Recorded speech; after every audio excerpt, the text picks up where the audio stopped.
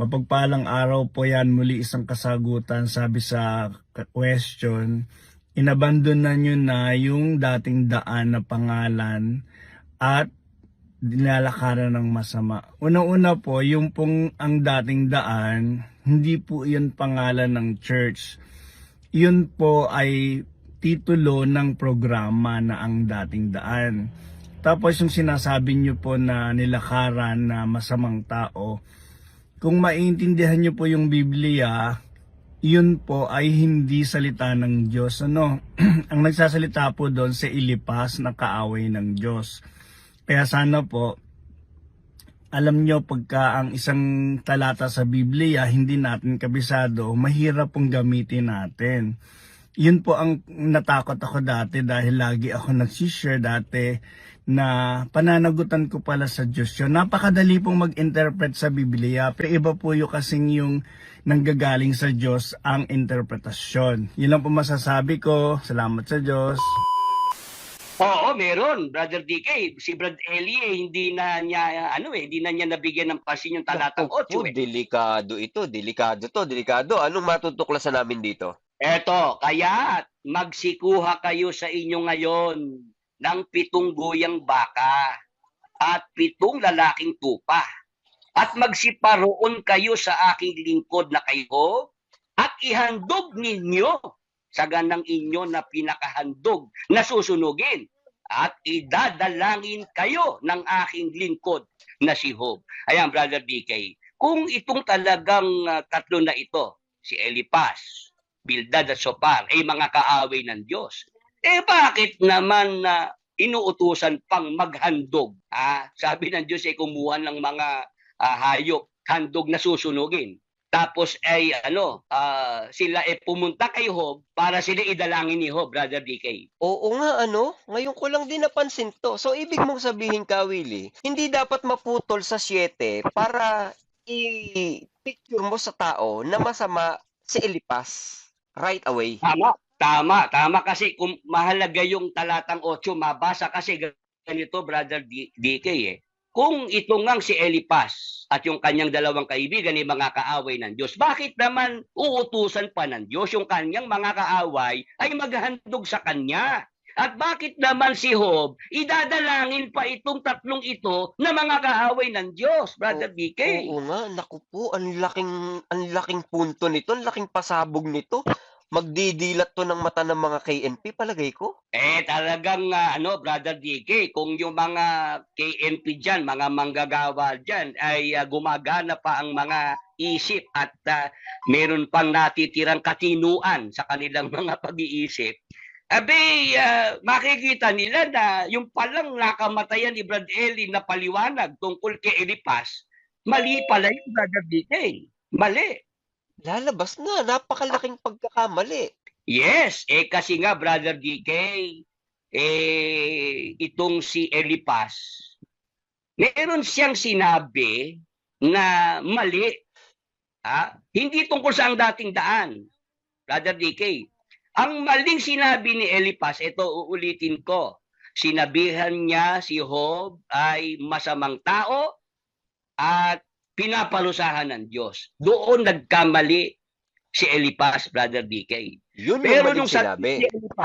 doon sa mali sinabi niya kay Job at ang Diyos ay kanyang idinadamay. Ang Diyos ang itinuturo niyang may kagagawan sa masasamang nangyari sa buhay ni Job. Yun ang mali ni Elipas. Pero yung sinabi niyang tungkol sa ang dating daan na nilakaran ng masasamang tao na mga nilubog sa baha sa panahon ni Noe, tama si Elipas doon, Brother DK. Totoo yun. Ayon sa kasaysayan, ayon sa obserbasyon niya. Yes, Brother DK. Kaya nga, di ba, yung mga nagtatanong, Brother Willie, bakit di na nila ginagamit ang dating daan ngayon? Ba't wala na yung mga karatula, mga signage na ang dating daan? Samantalang nung araw, Brother DK, di ba, alam mo ang marching order ni Brad Eli? Di ba dapat lahat local coordinating centers may karatula ang dating daan? Di ba? Kasi sabi ni Brad Eli, yun ang kilala ng mga tao dahil yun ang pamagat ng programa sa radyo at telebisyon. Di ba, Brother DK? Mga kawali Kristo Jesus, hayo na at ating ibanto ang pagkabayubay niya sa krus, nang ang sala natin matubos. Hayo na't ating ipagdiwang, aral niyang tanging kaligtasan. Sa lahat ng dako ay isigaw ang gintong aral. Sa taong nangadidiliman, nang ang puso't isip Isip mabuksan upang upang tamuhin nila't makamtan ang langit na kaharian. di ba, sineselebrate pa yung anniversary niya, di ba, Brother DK? Oo, every year. Yes, bakit noong pagsapit ng 2021, Brother DK, yung mga sumunod na taon, ay wala ng selebrasyon ng ang dating daan. Oo nga, ano? Di ba? Bakit pinalitan na nila? Kasi nga, Brother DK, hindi na nila kayang ipagtanggol ang dating daan na yan. Pero eto mapunta ako dyan sa mali-mali na yan Eto ka, Willie, meron kang binanggit doon sa tungkol kay Elipas. Tungkol kay Elipas, total, ito yung mapag-uusapan namin sa Friday, i-rebroadcast ko yung iyong naging discussion tungkol dyan. Ang paniniwala kasi naming mga manggagawa at karamihan ng lahat ng kapatid, masama sa Elipas. Magiging muna kami ng kumpirmasyon. Kasi ako, ang paniniwala ko masama sa Elipas Yung mga nandito sa loob ng Zoom, pwede ba kayo magpatotoo na ang tingin natin kay Elipas po ay masama? Sige nga, magkomento nga kayo. Magbigay nga kayo ng comments nyo. Masama ba sa Elipas? Yan po ang aming kasing naging paniniwala At lahat ng mga manggagawa, iyan ang paniniwala masama sa Elipas. Ngayon, kung masama sa Elipas, ayon, sabi rito ni Lucio Berriras, opo, yun ang pagkakaturo sa pagkakaalam ko. So, paniniwala niya talaga masama sa Elipas. Kaya raw masama sa Elipas, yun ang turo, sabi ni Flor de Luna, si Elipas kalaban ng Diyos. Dahil ang sinabi raw ni Elipas, iyo bang pagpapatuluyan ang dating daan na nilakaran ng masama? Kaya lahat daw ng nagsasabi na ang dating daan ay masama, masamang tao gaya ni Elipas. Yan ang natutunan namin. Ano ba katotohanan tungkol dyan? Ayan, Brother DK, salamat Itong si Elipas, ito ang gusto ko kaagad na maintindihan ng mga kasama natin. Si Elipas, kaibigan ni Job, Brother DK. Okay. Ngayon, si Job, pinapakilala sa Job 1:1, lalaking matuwid, sakdal, natatakot sa Diyos, humihiwalay sa kasamaan. Tama? Oo. Kung si Job ay taong sakdal, matuwid, humihiwalay sa kasamaan at nakipagkaibigan kay Elipas, si Elipas pala kaaway ng Diyos. Ano ibig sabihin, Brother DK? Kontra sa lungat. Kasi si Job, matuwid, sakdal, may takot sa Diyos, humihiwalay sa kasamaan, tapos makikipagbarkada, makikipagkaibigan sa taong kaaway ng Diyos. Naloko na. Oo nga Ang ganda nga ng punto dun di ba? Ayan, Brother DK. Oo, kasi kung kaibigan ni Job si Elipas, bakit naman makikipagkaibigan si Job dito kung kaaway ng Diyos ito? Amen. Yan, ang punto dyan. Isang punto dyan, Brother DK. Okay, diba? sige. Maganda yan. Tuloy mo, boss. Ayan, tapos ito. Yang kasing Job 22:15, matagal na yang ipinukol kay Brother Eli noong mga ibang mga pastor. Yung mga kasama niya nung araw sa program ni Don Manolo Fabis, tapos yung mga pastor sa Haligit Suhay. Ginamit nila ang Job 22:15. Iyo bang pagpapatuluyan ang dating daan na nilakaran ng masasamang tao? Di sumagot naman si Brad Eli. Ang sabi niya, yung nagsalita dyan na si Elipas, kaaway ng Diyos, kaya hindi dapat paniwalaan, Brother DK. Yun nung sabihin ni Brad Eli, yung kanyang sagot, hindi na nakasagot yung mga gumagamit ng talata na yan. Kumbaga, nablangka na sila ni Brad Eli. Nabokya na sila. Nabutata sila ni Brad Eli. Wala na silang naisagot na counter dyan sa ginawa ni Brad Eli. Di si Brad Eli ngayon, na tumibay siya ro sa kanyang naging sagot. At meron pa nga pagmamayabang si Brad Eli dyan, Brother Dicky, sa aralan ng mga manggagawa. Oh. Kung natatanda. Sabi ni Brad Eli, nung una daw niyang madinig yung Job 22:15, siya nga raw nagulat. Hindi niya inaasahang may ganun talata. Pero nakasagot ako nang hindi ko pinag-iisipan. Brother DK. Oo. Sabi ni Brad Eli, ganun talaga. Pagka kailangan ko yung sagot, kahit hindi ko iniisip, kusang lumalabas. Oo. Di yung palang sagot ni Brad Eli na si Elipas ay kaaway ng Diyos, sagot na hindi niya pinag-isipan, Brother DK. Oo, lalabas. Hindi nga pinag-isipan. Kasi, teka ba, kaya ba naging masama si Elipas dahil sinabi niyang ang dating daan ay nilakaran ng masamang tao? Yun ang binigay ni Brad Eli na paliwanag. At Dahil, yan nga ang naging paniniwala naming lahat. Kasi, yes, at ito pa. Oo, Brother DK, ang sinasabi ni Elipas, si Job, ay masamang tao at lumalakad sa ang dating daan. Yun ang binibigay na paliwanag ni Brad Eli. oo, tama. Ang katotohanan si Job ay matuwid, Oo. sakdal. Lumalakad sa ang dating daan si Job dahil siya nga'y matuwid, sakdal. Yun ang Oo. ni Brad Eli. Oo. Yung kay Elipas ay paninira.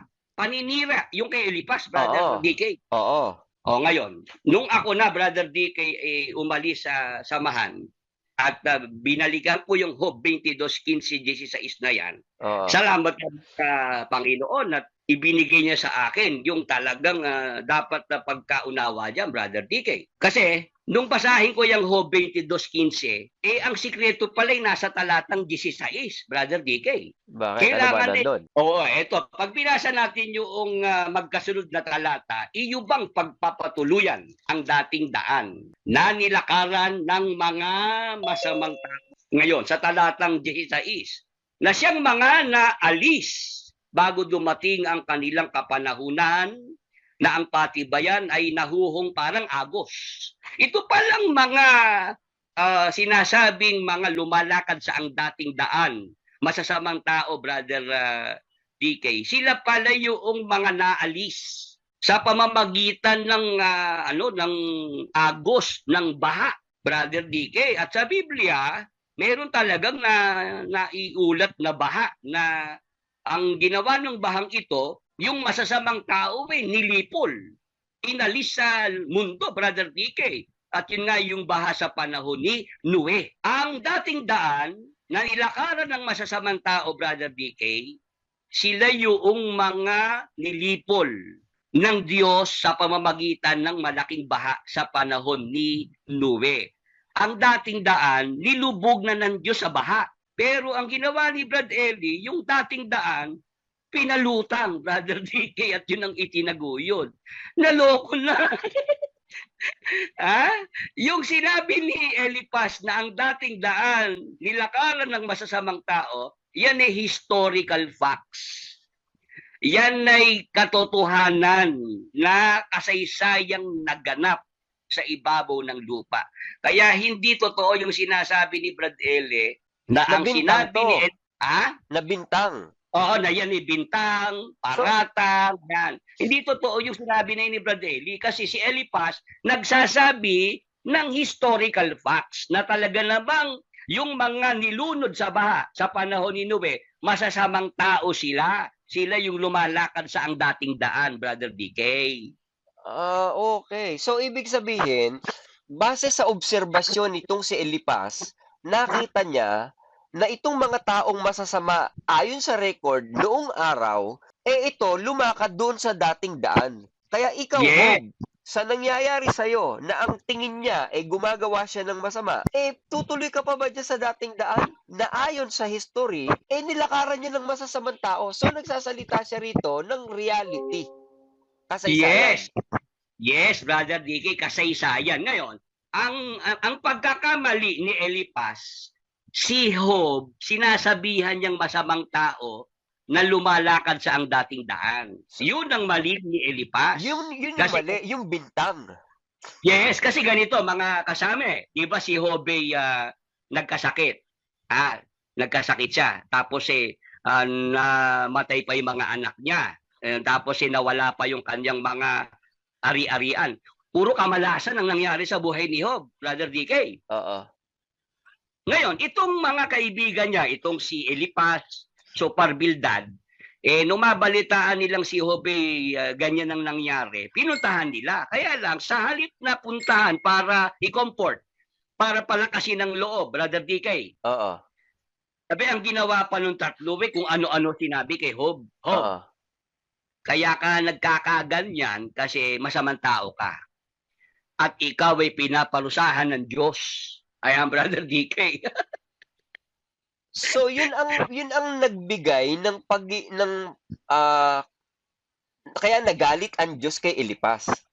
Kasi ganito ang totoong pangyayari, si Job, kaya nangyari yung masasamang pangyayari sa buhay niya, kagagawan ni Satanas. Pinahintulutan lamang ng Diyos, Brother DK. Si Satanas ang pumatay sa mga anak ni Job.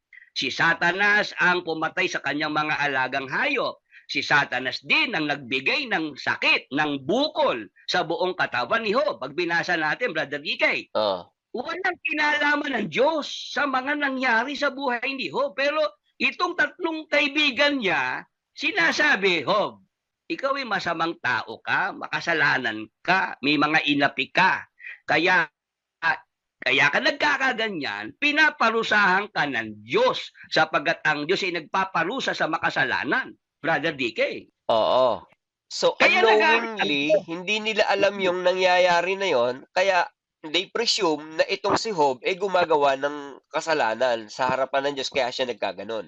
Yes, meron silang mga paratang kay Job. Job, kasi meron kang pinabayaan. Humihingi ng tulong, yung ulila, hindi mo pinakain. Yung babaeng bao, humihingi ng tulong, hindi mo dininig. Yun ang mga aligasyon nitong kanyang mga kaibigan. Ang sinasabi, magsisi ka na, Job, sa mga kasalanan mo. Pinaparusahan ka ng Diyos, Job. Samantalang wala namang kinalaman ng Diyos doon sa mga nangyari sa buhay ni Job. Si Satanas lahat ang may gawa noon. Pinahintulutan lang ng Diyos, Brother DK. Ngayon, sa Job 42:7, ito yung pinagbatayang talata ni Brother DK. Kaya niya sinabing kaaway ng Diyos itong si Eliphaz. 42:7 ng Job. Sabi sa talata, at nangyari na pagkatapos na masalita ng Panginoon ng mga salitang ito kay Job, sinabi ng Panginoon kay Eliphaz na Temanita, ang aking poot ay nag-aalab laban sa iyo at laban sa iyong dalawang kaibigan, sapagat hindi kayo nangagsalita tungkol sa akin ng bagay na matuwid, na gaya ng ginawa ng aking lingkod na si Job. Ito yung ginamit na talata ni Brad Eli para imarkan niya sa mga tao na si Eliphaz, kaaway ng Diyos, kaya hindi dapat paniwalaan, hindi dapat tanggapin ang kanyang mga sinabi tungkol sa ang dating daan, Brother DK. Oo, yan nga. Diba? Ayan ka, maliwanag na poot ang Diyos kay Eliphaz. Oo, kaya masamang tao si Eliphaz. Kaya kung sinabi niya ang dating daan ay masama, gago kasi yan. Yes, ngayon, pagka hindi tayo, Brother DK, hihinto na tayo sa 42:7, mapapaniwala talaga tayo ni Brad Eli doon sa kanyang ibinigay na paliwanag. Kasi humindo na si Brad Eli sa talatang 7. Yan, maliwanag ika. Napuot ang Diyos kay Eliphaz at sa kanyang dalawang kaibigan. Dahil napuot ang Diyos, kaaway ng Diyos itong mga ito. Pag binasa mo naman, Brother DK, yung talatang 8, yung kasunod na talata. May misteryo ba yan? May misteryo ba? May misteryo ba sa 8? Oo, meron, Brother DK. Si Brad Eli hindi na niya nabigyan ng pansin yung talatang 8. Delikado ito, delikado. Anong matutuklasan namin dito? Eto, kaya magsikuha kayo sa inyo ngayon ng 7 guyang baka at 7 lalaking tupa. At magsiparoon kayo sa aking lingkod na kayo at ihandog ninyo sa ganang inyo na pinakahandog na susunugin at idadalangin kayo ng aking lingkod na si Job. Ayan, Brother DK, kung itong talagang tatlo na ito, si Eliphaz, Bildad at Zophar, ay mga kaaway ng Diyos, bakit naman inuutusan pang maghandog? Sabi ng Diyos ay kumuha ng mga hayop, handog na susunugin. Tapos ay sila pumunta kay Job para sila idalangin ni Job, Brother DK. Oo nga ano, ngayon ko lang din napansin 'to. So ibig mong sabihin ka, Willie, hindi dapat maputol sa 7 para i-picture mo sa tao na masama si Elipas right away. Tama kasi kung mahalaga yung talatang 8 mabasa kasi ganito, Brother DK eh. Kung ito ngang si Elipas at yung kanyang dalawang kaibigan ay mga kaaway ng Diyos, bakit naman uutusan pa ng Diyos yung kanyang mga kaaway ay maghandog sa kanya? At bakit naman si Job idadalangin pa itong tatlong ito na mga kaaway ng Diyos, Brother DK? Oo nga, naku po, ang laking punto nito, ang laking pasabog nito. Magdidilat 'to ng mata ng mga KNP palagay ko. Talagang Brother DK, kung yung mga KNP dyan, mga manggagawa dyan, ay gumagana pa ang mga isip at meron pang natitirang katinuan sa kanilang mga pag-iisip, makikita nila na yung palang nakamatayan ni Brad Eli na paliwanag tungkol kay Elipas, mali pala yung Brother DK. Mali. Lalabas nga, napakalaking pagkakamali. Yes, kasi nga Brother DK, itong si Elipas, meron siyang sinabi na mali. Hindi tungkol sa ang dating daan, Brother DK. Ang maling sinabi ni Elipas, ito uulitin ko, sinabihan niya si Job ay masamang tao at pinaparusahan ng Diyos. Doon nagkamali si Elipas, Brother DK. Yun yung Pero maling nung sinabi. Si Elipas, doon sa maling sinabi niya kay Job at ang Diyos ay kanyang idinadamay. Ang Diyos ang itinuturo niyang may kagagawan sa Oo. masasamang nangyari sa buhay ni Job. Yun ang mali ni Elipas. Oo. Pero yung sinabi niyang tungkol sa ang dating daan na nilakaran ng masasamang tao na mga nilubog sa baha sa panahon ni Noe, tama si Elipas doon, Brother Totoo DK. yun. Totoo yun. Ayon sa kasaysayan, ayon sa obserbasyon niya. Yes, Brother DK.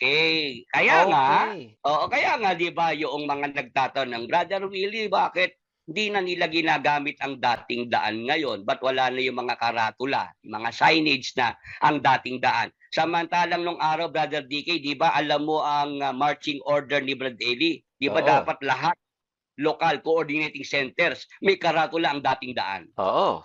Di ba? Kasi sabi ni Brad Eli, yun ang kilala ng mga tao dahil yun ang pamagat ng programa sa radyo at telebisyon. Di ba, Brother DK? Oo. Mga kawali Kristo Jesus, hayo na at ating ibanto ang pagkabayubay niya sa krus, nang ang sala natin matubos. Hayo na't ating ipagdiwang, aral niyang tanging kaligtasan, sa lahat ng dako ay isigaw ang gintong aral. Sa taong nangadidiliman, nang ang puso't isip Mabuksan upang tamuhin nila't makamtan ang langit na kaharian. Ayun. Di ba?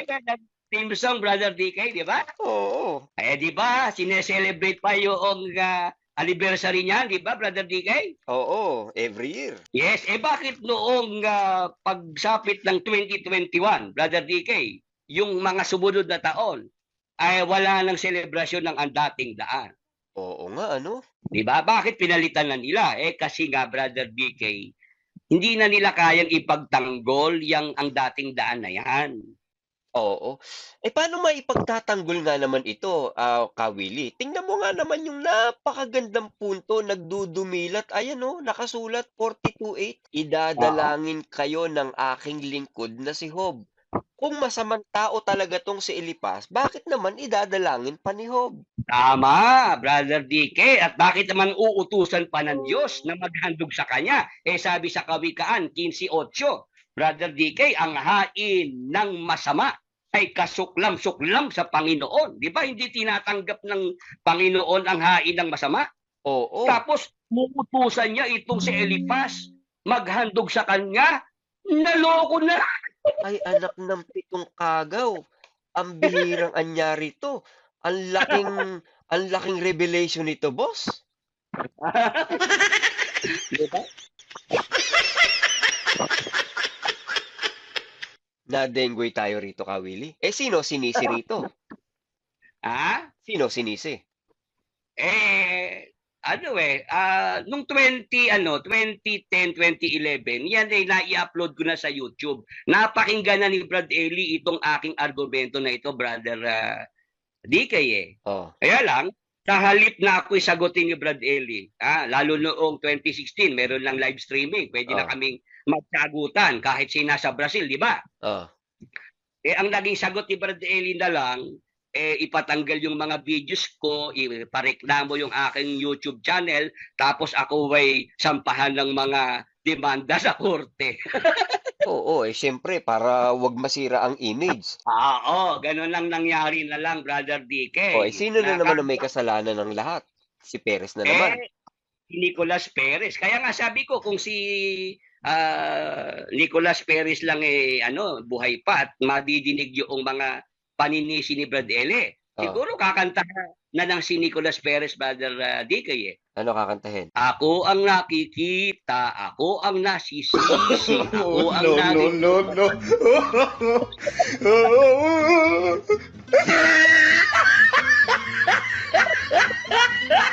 Ang bihira. Kawawa naman yung matanda. Laging nasisi. Pambihirang garapon, oo. Ang Oo hirap nga. lang, Kawili, hindi makatanggap ng pagkakamali galing sa obserbasyon ng iba. Yes, kasi nga, meron kasing ganun, Brother DK di ba? Napasin mo ba nung araw pag may mga lumalapit sa consultation, may mga nagtatanong at pag naramdaman ni Brad Eli yung nagtatanong, medyo may naiintindihan sa Biblia. Hindi ba yung lumalabas sa bibig nila, mas marunong ka pa sa honor? Oo nga. Diba? Marunong ka pa sa honor? Oo. Di ba? Hindi nakahandang tumanggap yung Brother DK. Oo. Yan ang hirap. Diyan tayo nadenggoy. Kung masyado tayong nagtiwala, masyado tayong bumilib, hindi na tayo nagbasa. Ang kasunod lang pala, 8, may sagot na. Yes, 'di ba yung 42:7 pinutol lang ni Brad Eli sa 7. Ituloy mo na sa 8 makikita mo na mali yung ibinigay na paliwanag ni Brad Eli tungkol kay Elipas Kaya alam mo ba, Brother DK, nung araw, tagabasa ako ni Brad Eli. Pag binabasa namin yung aklat ni Job, sabi sa akin ni Brad Eli, Brad Willie, ingat lang ha. At dapat iwasan natin yung mga salita na ginamit ni Elipas, ni Bildad at ni Sopar. Kasi ang turungan niya mga kaaway ng Diyos yan para maingatan yung ang dating daan, di ba? Yes. Pero hindi ganon, Brother DK, kasi kahit nga si Apostol Pablo, ginamit niyang referensya itong si Elipas sa kanyang pagtuturo, Brother DK. Oh my goodness. Paanong masamang tao si Elipas, kaaway ng Diyos? Mismong si Apostol Pablo ginamit niya yung sulat ni Elipas. Yun ang kanyang referensya, Brother DK. Babasahin ko, pwede ba, Brother DK? Ako, pwede. Ito po, mga kasama, sa unang Korinto 3:19, sapagkat nasusulat, hinuhuli niya ang marurunong sa kanilang katusuhan. Ayan, diyan gumamit ng nasusulat itong si Apostol Pablo Meron siyang kasulatan na ginamit niyang referensya. Pag hinanap natin yan, nasa aklat ng Job yan, 5 at 13, salita ni Elipas ito, Brother DK. Kanyang hinuhuli ang panta sa kanilang sariling katha. At ang payo ng suwail ay napapariwara. Ayan, Brother DK. So, salita to ni Elipas. Salita ni Elipas, ginamit na referensya ng Apostol Pablo. Pambihirang talong, oo. Kung masamang tao si Elipas, ba't naman gagamitin pang referensya ni Pablo? Yes, Brother DK. Kung kaaway siya ng Diyos, bakit naman ang Apostol Pablo gagamit ng salita ng kaaway ng Diyos? Naloko na.